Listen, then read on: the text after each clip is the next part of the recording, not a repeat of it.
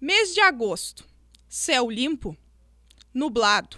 O verde de algumas árvores fica coberto. De perto é possível ver. E de longe? Pois bem, lá em 1500, os colonizadores precisaram utilizar o fogo. Até porque era o que tinha à disposição, né? Existia necessidade na formação da agricultura do Brasil, em muitas áreas existia necessidade de tu limpar aquilo, e não existia ferramentas, não existiam insumos e recursos como temos hoje em dia para fazer esse trabalho. O Brasil registrou desde janeiro cerca de 42 mil focos de incêndio. Só nos 2 primeiros meses deste ano, 6.948.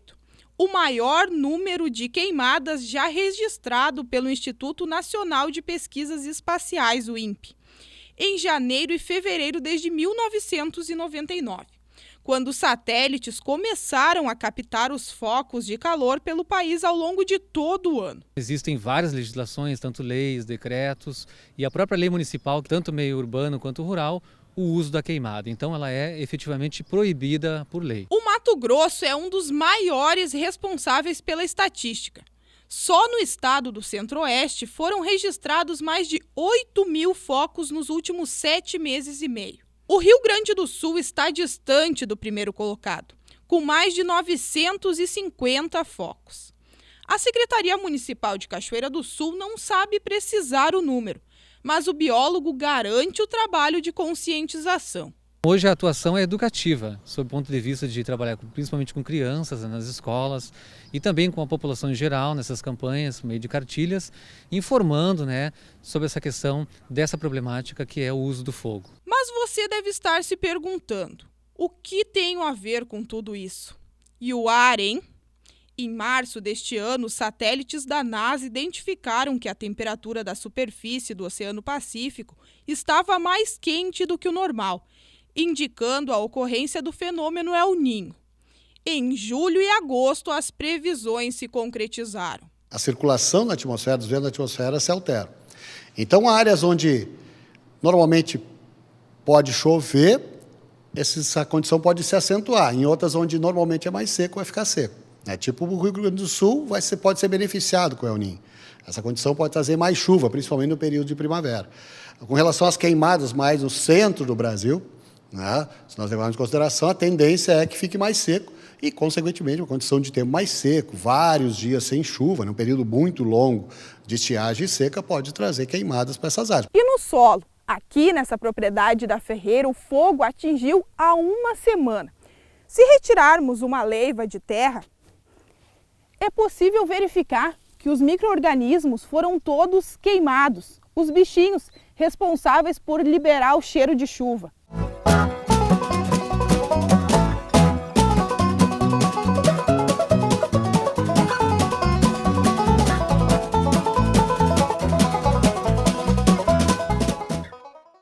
Aqui solo rico. Dinheiro no bolso quando o assunto são os nutrientes, todos disponíveis para as plantinhas habitantes, brejo para alguns e alimento para muitos animais. Num primeiro momento, o agricultor até pode ter a ideia de que fazendo a queimada ele vai estar fazendo uma capina mais barata. O fogo, para te ter ideia, ele não mata a semente do junco, ele sim quebra a dormência. Então, tu vai estar fazendo uma limpeza, por exemplo, do campo nativo, e logo adiante, se tem semente de junco ali, vai estar infestando, ali, gerando um problema futuro, que é muito mais difícil se livrar do junco, muitas vezes, que algum outros tipos de gramas, de capins que tu tem. O Decreto Federal 2661, de 8 de julho de 1998, permite o emprego do fogo mediante queima controlada com prévia autorização. Geralmente, para te controlar a praga, em algumas culturas, tu usa uma chamada queima controlada. Então, e tem que ter algum regramento para isso.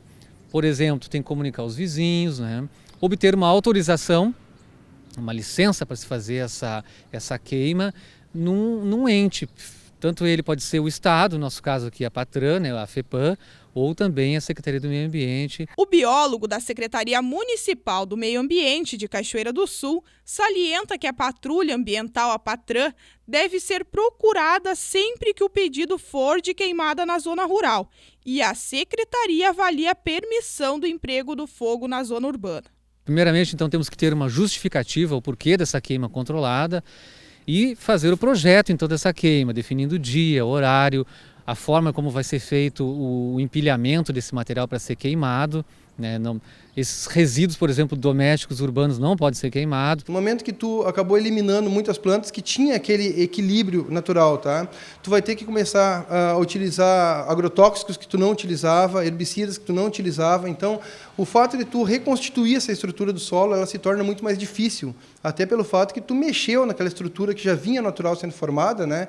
E com certeza absoluta o solo não vai voltar a ser exatamente como era antes. Hoje em dia é muito avaliada a questão ambiental, né? É avaliada a saúde do ser humano, é uma avaliação muito forte em cima disso, né? E já foi constatado que justamente a queimada ela não é mais uma prática viável, a não ser em casos específicos.